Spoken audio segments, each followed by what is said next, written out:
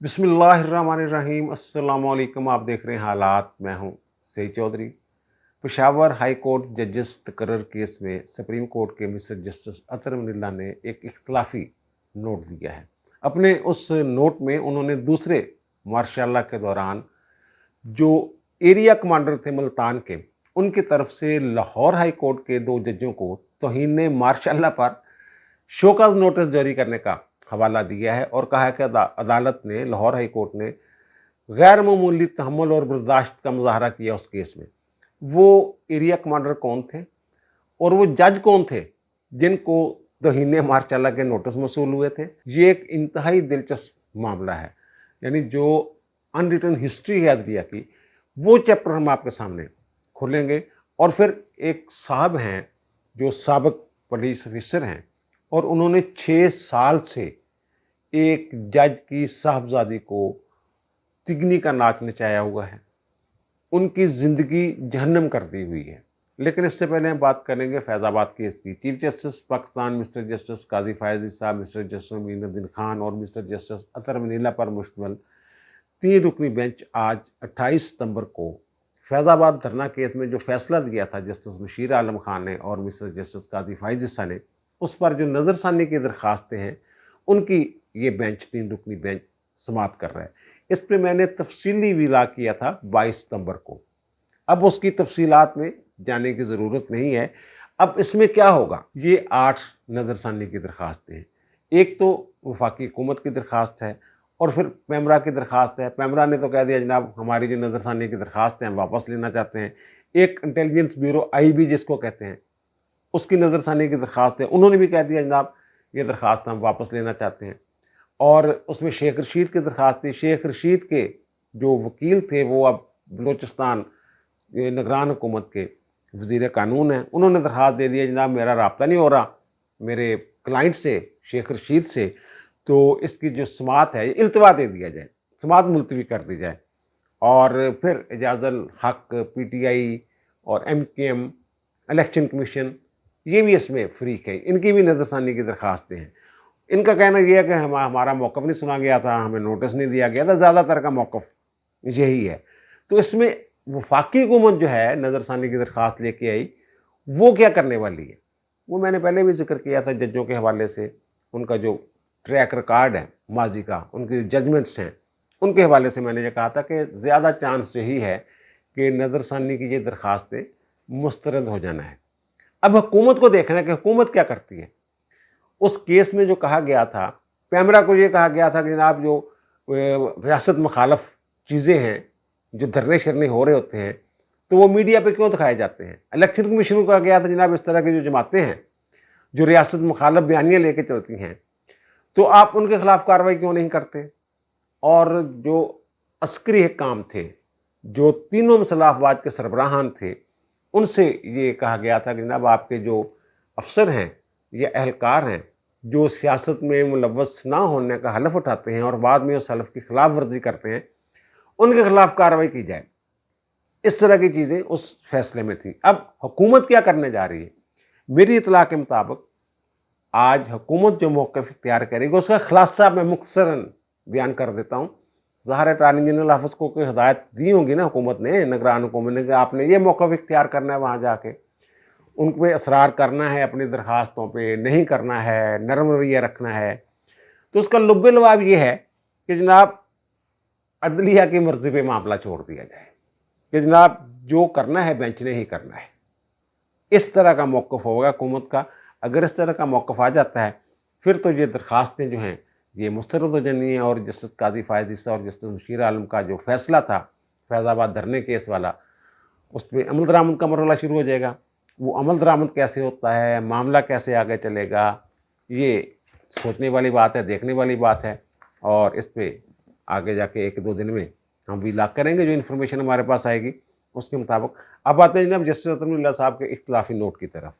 ये Peshawar high court के chief justice ने 6 नाम भेजे थे पेशावर हाई कोर्ट में बतौर एडिशनल जज तकर्रर के लिए। उनमें 3 वकील थे, 3 सेशन जज थे और जो जुडिशल कमीशन था उसने वकीलों की हद तक मंजूरी दे के मामला पार्लिमानी कमेटी को भेज दिया, जबकि जो सेशन जज थे उनके नाम मुस्तरद कर दिए। अब पार्लिमानी कमेटी ने وہ واپس بھیجا معاملہ جوڈیشل کمیشن کو کہ اس تمام ناموں پہ دوبارہ غور کیا جائے۔ اس کے خلاف پٹیشن چلی گئی پشاور ہائی کورٹ میں۔ پشاور ہائی کورٹ نے جو پارلیمانی کمیٹی کا فیصلہ تھا وہ کالعدم کر دیا۔ ان کا جناب آپ کے پاس اختیار ہی نہیں، وہ منیر بھٹی جو کیس ہے اس کے تناظر میں یہ فیصلہ کیا گیا، ان کا جناب یہ آپ کے پاس اختیار نہیں تھا واپس بھیجنے کا۔ تو پھر اس کے خلاف سپریم کورٹ میں اپیلیں آئیں، اور اپیلیں جو ہیں وہ 3 رکنی بینچ نے سنی، جسٹس منیر اختر تھے اور جسٹس محمد علی مظہر صاحب تھے، اور تیسرے جج تھے اس میں اطہر منیلہ صاحب۔ منیر اختر اور محمد علی مظہر صاحب نے پشاور ہائی کورٹ کا فیصلہ برقرار رکھا اور جو درخواستیں تھیں وہ مسترد کر دیں۔ اطہر منیلہ صاحب نے اس میں اختلافی نوٹ دیا ہے۔ اس میں انہوں نے عدلیہ کے بارے میں یہ بھی کہا ہے کہ جناب مارشل لاؤں کو یہ تحفظ دیتے رہے ہیں، اور 62(1)(f) کے تحت سیاستدانوں کو تحت نہ کیا گیا اور وزیر اعظم کو گھر بھیجا گیا۔ انہوں نے ایوب خان، یحییٰ، ضیاء الحق اور مشرف کے مارشلوں کا بھی ذکر کیا ہے، اور کہا ہے کہ جناب ہم تصدیق کرتے رہیں عدلیہ جو ہے، اور پھر ایک آمر کو یعنی مشرف کو تو آئین میں ترمیم کا اختیار بھی ایک فیصلے کے ذریعے دے دیا گیا تھا۔ وہ کہتے ہیں اگر عدلیہ ایسا نہ کرتی تو یہ مارشل پنپ ہی نہیں سکتے اس ملک میں۔ بہرحال انہوں نے پھر عدلیہ کی انڈیپینڈنس کی بات کی ہے، انڈیپینڈنٹ ججوں کی بات کی ہے۔ پھر انہوں نے یہ ذکر کیا ہے اپنے صفحہ نمبر 24 اور 25 پہ، انہوں نے ذکر کیا ہے دوسرے مارشل لا کا، اور انہوں نے کہا ہے کہ جناب اس وقت لاہور ہائی کورٹ نے غیر معمولی تحمل اور برداشت کا مظاہرہ کیا جب ایریا کمانڈر ملتان نے لاہور ہائی کورٹ کے 2 ججوں کو شوکاز نوٹس جاری کیا۔ یہ کون صاحب تھے؟ جج کون تھے اور یہ ایریا کمانڈر کون تھے؟ یہ ایریا کمانڈر تھے جناب میجر جنرل ابو بکر عثمان مٹھا صاحب، اس وقت یہ بریگیڈیئر تھے اور ملتان کے مارشل ایڈمنسٹریٹر تھے اور ایریا کمانڈر تھے۔ انہوں نے مارشل ریگولیشنز کے تحت ایک حکم جاری کر دیا، کسی پٹرول پمپ کا کوئی معاملہ تھا، وہ کسی سویلین سے لے کے کسی فوجی افسر کو، میجر مجر کو دے دیا۔ اب وہ جو سویلین تھا اس نے اس حکم نامے کو، ابو بکر عثمان مٹھے کے حکم نامے کو لاہور ہائی کورٹ میں چیلنج کر دیا، اور لاہور ہائی کورٹ کے مسٹر جسٹس شمیم قادری اور سید نسیم حسن شاہ صاحب، انہوں نے، ان کی ڈی بی تھی، ڈویژن بینچ تھا، انہوں نے ابو بکر عثمان مٹھا کا وہ جو حکم تھا وہ معطل کر دیا، حکم امتناعی جاری کر دیا۔ اب جب ابو بکر عثمان مٹھا صاحب کو پتہ چلتا ہے کہ جناب لاہور ہائی کورٹ کے 2 ججوں نے میرا حکم جو ہے وہ اس پہ عمل درآمد روک دیا ہے، تو انہوں نے ان کو ایک شوکاز نوٹس جاری کر دیا اور انہوں نے طلب کر لیا۔ انہوں نے کہا جناب آپ نے جو مارشل لا ریگولیشن فلاں فلاں فلاں کی خلاف ورزی کی ہے، اور جو مارشل لا کے احکامات ہیں ان کی راہ میں رکاوٹ ڈالنے کی کوشش کی ہے، تو یہ فلاں فلاں ریگولیشن کے تحت یا رولز کے تحت یا قانون کے تحت جرم بنتا ہے، تو آپ فلاں طریق کو جناب پیش ہوں اور آ کے وضاحت کریں گے کیوں نہ آپ کے خلاف مارشل ریگولیشن نمبر فلاں فلاں کے تحت کارروائی کی جائے۔ یہ غیر معمولی حکم نامہ تھا، اور جسٹس نسیم حسن شاہ صاحب جو ہیں یہ اس کے راوی ہیں۔ میں نے ایک محفل میں اپنے کانوں سے انہیں سنا ہوا ہے، اس کے بعد انہوں نے کہہ لگایا تھا، جب وہ ہنستے تھے تو ان کا جسم ایک خاص انداز میں حرکت کرتا تھا، اور میری نظروں کے سامنے وہ پورا سین اسی طرح اس وقت جب میں بیان کر رہا ہوں آپ کے سامنے وہ آ رہا ہے۔ تو انہوں نے کہا جناب میں گیا شمیم قادری کے پاس، تو میں نے اسے کہا کہ جناب وہ فوجی ہیں، وہ کسی صوبے دار کو بیچ سکتے ہیں، کسی حوالدار کو بیچ سکتے ہیں کہ جناب یہ پیش نہیں ہو رہے، ان کو گرفتار کر کے لایا جائے، تو ایدا کچھ کریے۔ اب جسٹس شمیم قادری صاحب جو ہے نا، جیسا کہ ان کے نام کے ساتھ قادری لگا ہوا ہے، وہ غوث اعظم شیخ عبد القادر جیلانی کے بہت موتقد تھے، اور اس کو یار مذہبی طرف نہ لے جانا انہوں، یہ کوئی فرقہ بندی والی گل نہیں میں کر رہا، یہ نسیم حسن شاہ صاحب نے جس طرح واقعہ سے آیا میں اس طرح بیان کر رہے ہیں۔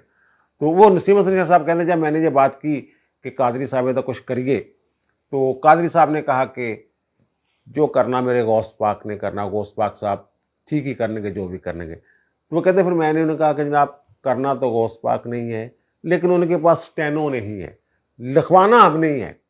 اس پہ وہ کہہ لگا کے نسیم حسن شاہ صاحب ہنسے۔ پھر اس میں ہوا یہ کہ فل کورٹ بیٹھی، لاہور ہائی کورٹ کے تمام ججز نے بیٹھ کے ان ججوں کی، 2 ججوں کی ضمانت لی، اور جو ابو بکر عثمان مٹھا صاحب کی طرف سے نوٹیفیکیشن نوٹس جاری ہوا تھا، شوکاز نوٹس، اسے انہوں نے پھر معطل کیا۔ چلو یہاں تک تو ٹھیک ہے۔ اس کے بعد کچھ और डेवलपमेंट्स होती हैं।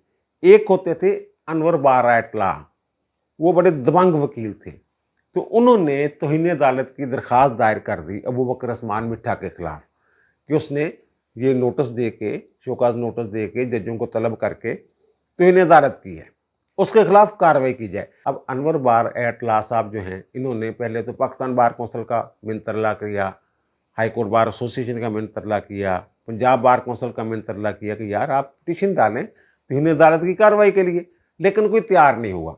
तो फिर आम शहरी की हैसियत से अनवर बार एटला ने लाहौर हाई कोर्ट में ये तौहीन अदालत की दरख्वास्त दायर की।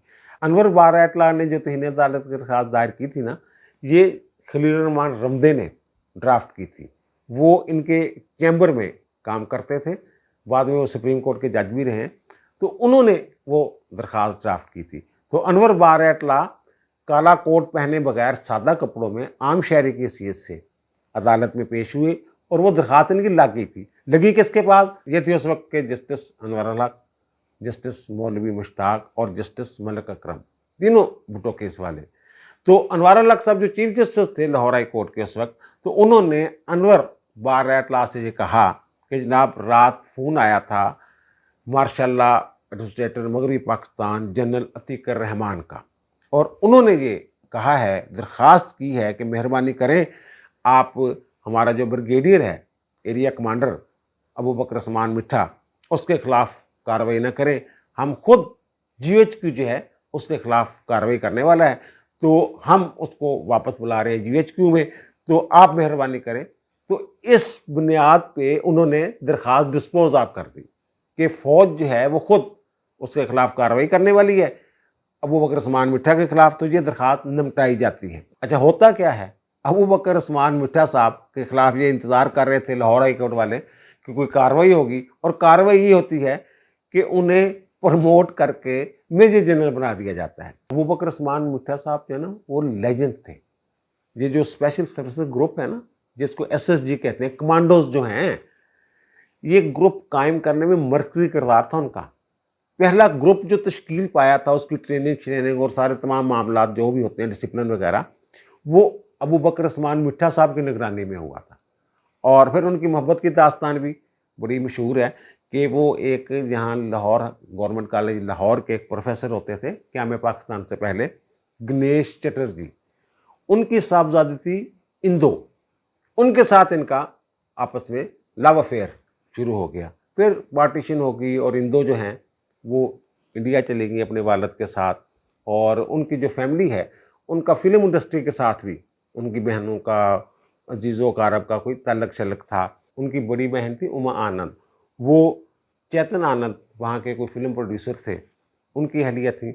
और फिर इनकी कज़न थी कल्पना कार्तिक।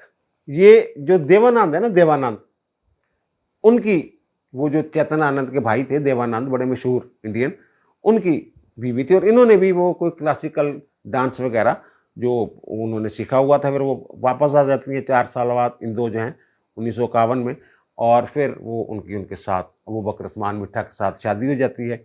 अब उनकी 3 बेटियां हैं, तो उनकी 2 बेटियां जो हैं वो, जो वालदा क्लासिकल डांस वाला जो मामला था उसके साथ वो वाबस्ता हैं, उनका नाम शाम लेने की ज़रूरत नहीं है। अच्छा, अब ये होता है कि जब ये पता चलता है ना वो तो अफसर हो गए, बजाय इसके कि उनको सज़ा मिलती, उनको तरक्की दे दी गई है। तो अनवर बार एटला साहब जो हैं, उन्होंने एक नई दरख्वास्त दायर कर दी कि जनाब ये तो कह रहे थे इनको सज़ा देनी है हमने, ये उसको अच्छी सज़ा दी है, उसको प्रमोट कर दिया है, ब्रिगेडियर से मेजर जनरल हो गए हैं। तो उस पर फिर बेंच बैठा, और बेंच कौन था? वही अनवर अल हक साहब, मौलवी मुश्ताक साहब और मलिक अकरम साहब। उन्होंने फिर इनको तलब किया। उस वक्त तक ये नौकरी से बर्खास्त हो चुके थे। भुट्टो साहब के दौर में जिन जर्नैलों को निकाला गया था, ये भी उसमें निकाल दिए गए थे। 48 ईयर इनकी उम्र थी उस वक्त, सिर्फ यंग ही थे एक तरह से, फौजी 48 साल में यंग ही होता है।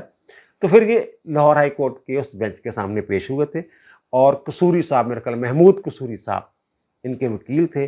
तो इन्होंने अदालत से गैर मशरूत माफ़ी मांगी। तो अदालत ने इनसे कहा कि जनाब माफ़ी मांग के आप ये ना समझे कि आपको छोड़ देंगे, आप किसी गलत फहमी में ना मारे जाना, तो एक दफ़ा सोच लें, अब दोबारा मशवरा कर लें। तो इन्होंने कहा कि नहीं जनाब, मैंने सोच लिया है, سوچ کے آیا تھا، تو مجھ سے غلطی ہوئی، تو میں غیر مشروط معافی مانگتا ہوں اور خود کو عدالت کے رحم و کرم پر چھوڑتا ہوں۔ تو اس پر پھر عدالت نے ان کو تابرخاست عدالت قید کی سزا سنائی تھی اور شاید 500 روپے جرمانہ کیا تھا۔ یہ وہ واقعہ ہے جس کا عطر من اللہ صاحب ذکر کر رہے ہیں۔ ہونا تو یہ چاہیے تھا کہ انور بار ایٹ لا صاحب جو ہیں انہیں درخواست دینے کی ضرورت کیوں پیش آئی؟ فل کورٹ بیٹھی، ایک مارشل لا ایڈمنسٹریٹر ملتان کا، وہ بھی پتہ نہیں ڈپٹی مارشل لا ہوگا یا اسسٹنٹ مارشل لا ایڈمنسٹریٹر ہوگا، چھوٹا سا ہوتا، اس کے لیے فل کورٹ بٹھائی انہوں نے، ججوں کی ضمانت لی، اس کا شوکاز نوٹس معطل کیا۔ یہ اس کی طرف اس کا رونا رو رہے ہیں تنویر اللہ صاحب۔ یہ دب گیا ہوا تھا معاملہ ہسٹری میں، اور تحریری طور پہ یہ پورا واقعہ اس طرح ملتا بھی نہیں جیسا میں نے آپ کو سنایا ہے، بس وہ کیس کا کہیں ذکر مل جاتا ہوگا کہ اس کو سزا ہوئی تھی۔ یہ پورا واقعہ جیسا میں نے سنایا کہ جناب درخواست کس نے ڈرافٹ کی، جج کون تھے، سارا کچھ یہ انہوں نے زندہ کیا ہے تنویر اللہ صاحب نے۔ تاریخ ممنون رہے گی۔ اب آتے ہیں جناب آپ اس موضوع کی طرف کہ کس طرح ایک برطرف پولیس افیسر نے ایک جج کی بیٹی کی زندگی 6 سال سے جہنم بنائی ہوئی ہے۔ یہ ہیں جناب جنید ارشد صاحب، یہ ڈی آئی جی گلگت بلتستان ہوا کرتے تھے ایک دور میں، اور یہ پولیس سروس سے ان کا تعلق نہیں تھا۔ یہ بڑی دلچسپ بات ہے کہ جو جمشید ارشد صاحب ہیں یہ کسٹم سروسز سے ان کا تعلق تھا، اور میر ظفر اللہ جمالی جس وقت وزیر اعظم تھے تو انہوں نے ڈائریکٹ وزیر اعظم کے نام ایک درخواست لکھی تھی کہ جناب میں پولیس سروس میں جانا چاہتا ہوں، اور ان کے سفارشی کون تھے؟ میجر طاہر صادق صاحب، اور پھر ان کو پولیس میں بھیج دیا گیا۔ انہوں نے پھر اپنی سینیارٹی کے لیے درخواستیں جناب میری وہ جو سینیارٹی وہاں سے میری سروس جو ہے بطور وہ کسٹم سروسز میں، تو وہ ادھر شامل کی جائے اور مجھے سینیارٹی دی جائے، وہ سینیارٹی سلوٹی نہ ہو سکے ان کی۔ انہوں نے لاہور ہائی کورٹ کے ایک جج تھے، ان کی بیٹی کے ساتھ ان کی شادی ہوئی۔ وہ صاحب جو جج صاحب ہیں وہ لاہور ہائی کورٹ کے چیف جسٹس بھی رہے، سپریم کورٹ کے جج بھی رہے، اور اس وقت بھی وہ ایک ذمہ دار عہدے پہ کام کر رہے ہیں۔ تو پھر ان کی ظاہر ہے جناب یہ وہاں عدالتوں میں جا جو رہے تھے کہ جناب میری ترقی شرقی جو ہے، میری پروموشن جو ہے، وہ میری سینیارٹی مل جائے۔ تو وہ جج صاحب شریف سے بندے تھے، انہوں نے شاید ان کی فیور شیور نہیں کی، وہ درخواست مسترد ہو گئی، تو میاں بیوی میں انبن شروع ہو گئی، تو پھر ان میں ہو جاتی ہے علیحدگی۔ جب علیحدگی ہوتی ہے تو جناب ان کا غصہ ٹھنڈا نہیں ہوتا جنید ارشد صاحب کا، یہ جناب اس کی سوشل میڈیا پہ اس کو بدنام کرنا شروع کر دیتے ہیں۔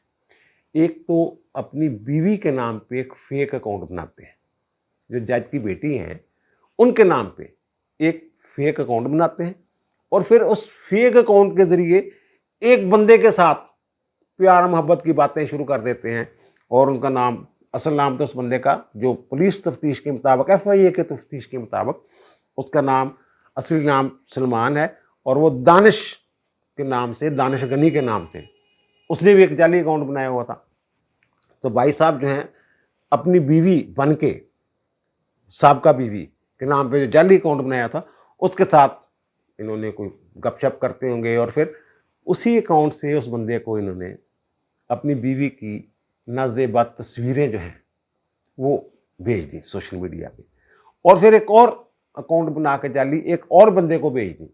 یعنی اس طرح اس نے اپنی بیوی کو، ظاہر میاں بیوی کے درمیان جو تعلقات ہوتے ہیں اس کی تصویریں لوگ بنا لیتے ہوں گے، تو انہوں نے جناب اپنی بیوی کی تصویریں سوشل میڈیا پہ ڈال دی، اور اس کی بیوی نے جب وہ بندہ جو تھا جس کو اس نے تصویریں بھیجی تھی، دانش یا سلمان جو بھی اس کا نام تھا، تو اس نے جناب اس کو ہراساں فون شروع کرنے دیا، میرے پاس تصویریں، میں یہ کروں گا وہ کروں، جو بھی تنگ آ کے خاتون نے 2017 میں، مارچ 2017 میں جو یہ F I A cyber crime ہے اس کو درخواست دی کہ جناب یہ بندہ ہے مجھے تنگ کر رہا ہے اور میری تصویریں مجھے دکھا رہا ہے۔ اب جب پولیس نے تفتیش شروع کی تو پتہ چلا جناب یہ تو بھائی صاحب ہیں پیچھے اس کے، یہ جنید ارشد صاحب جعلی اکاؤنٹ بنا کے ساری کارروائیاں ڈال رہے ہیں۔ یہ جنید ارشد صاحب جو ڈی آئی جی گلگت بلتستان تھے، یہ پکڑے کیسے گئے؟ پکڑے ایسے گئے کہ جو جعلی اکاؤنٹ انہوں نے بنائے ہوئے تھے ان کے جو آئی پی ایڈریس تھا وہ ایک ان کے اسلام آباد والے گھر کا نکلا، اور دوسرا گلگت بلتستان کا جہاں وہ بطور ڈی آئی جی کام کر رہے تھے وہ نکلا. اس طرح وہ پکڑے گئے. اب بھائی صاحب بھاگے پھر رہے ہیں، ظاہر ہو پولیس چڑھ گئی پیچھے ایف آئی اے والے، تو یہ مظفر آباد سے نا جا کے ایک ضمانت کروا لیتے ہیں، راہداری ضمانت جس کو کرتے ہیں. اور راہداری ضمانت ادارہ پھر اس کا ٹائم گزر گیا. انہوں نے پھر ایک جعلی روپکار بنا کر جعلی عدالتی آرڈر مبینہ طور پہ، تو انہوں نے جناب اس کی بنیاد پہ ایف آئی اے والوں کو جانچا دیتے رہے. ایف آئی اے والوں نے کیا اتنی دیر دی لمبی ضمانت کتنا ہو سکتی ہے. انہوں نے جا کے متعلقہ عدالت میں چلے گئے. جج نے کہا یار یہ تو جعلی ہے. اب جج صاحب کے حکم پہ وہاں ان کے خلاف ایک ایف آئی آر درج ہو جاتی ہے. اچھا یہاں بھی کام ختم نہیں ہوتا. اب یہ خاتون کے نام سے نا ایک جعلی ان کا اکاؤنٹ بناتے ہیں، وہ لنکڈ ان نہیں ہے، لنکڈ ان والا اکاؤنٹ، وہاں ان کے ایک پروفائل جعلی چاڑ دیتے ہیں. وہ کسی یونیورسٹی میں وابستہ ہے یونیورسٹی سے، تو پھر وہاں ان کی تصویریں چاڑ دیتے ہیں، وہ والی نازیبا تصویریں وہ چڑھا دیتے ہیں. اب ان کو ایک فیس بک بنا کے اکاؤنٹ جعلی جو فیس بک بنایا ہوا تھا، وہ جب اس خاتون کے سٹوڈنٹس تھے ان کے اکاؤنٹس کے ساتھ رابطہ کر کے بھائی صاحب نے ان کو تصویریں بھیج دی، یعنی وہ کسی کو منہ دکھانے کے قابل نہ رہے. یہ حرکتیں کی. اور اب بھائی صاحب مظلوم بننے کی کوشش کر رہے ہیں کہ جناب وہ ہائی کورٹ کے چیف جسٹس کی بیٹی ہے سابق کی، اور وہ سپریم کورٹ کے جج رہے ہوئے ہیں، اس وقت بھی بڑے اہم عہدے پہ ہیں، تو میری زندگی جیرن کر دی جناب، طلاق دینے کا بدلہ لے رہے ہیں. تمام جو شواہد ہیں جو پولیس نے ایف آئی اے نے جو اکٹھے کیے وہ سارے جنید ارشد کے خلاف ہیں اور برطرف ہو چکے ہیں نوکری سے. 6 سال ہو گئے ہیں کیس کا فیصلہ نہیں ہو رہا. اگر وہ جج صاحب اتنے بااثر ہیں تو انہیں تو چاہیے کہ 6 مہینے میں فیصلہ کروا دیتے. آپ باہر پھر رہے ہیں. بیوی جو ہے وہ کسی کو منہ دکھانے کے قابل نہیں، جو سابق اہلیہ ہیں آپ کی. 14 مارچ 2017 سے لے کے آج 28 ستمبر 2023 ہے. آپ دیکھ لیں کہ اگر وہ بااثر ہوتے، اب یہ بھی ایک ٹرینڈ بن گیا ہوا ہے کہ اگر بااثر شخصیت کی فیملی کا کوئی بندہ مظلوم بھی ہو، اس کے ساتھ زیادتی ہوئی ہو، تو یہ سوشل میڈیا ٹرینڈ چل جاتا ہے جناب کہ جناب وہ بااثر ہونے کی وجہ سے اگر اتنے ہی بااثر ہوتے تو اب تک سزا نہ ہو چکی ہوتی. عوام کی نفسیات کا اس طرح کے جو جعلی مظلوم ہیں وہ فائدہ اٹھاتے ہیں. اب دیجیے مجھے اجازت، انشاءاللہ دوبارہ ملاقات ہوگی نئے ویلاگ کے ساتھ. اللہ تعالیٰ آپ پر، مجھ پر، ہم سب پر مہربان رہے. اللہ حافظ.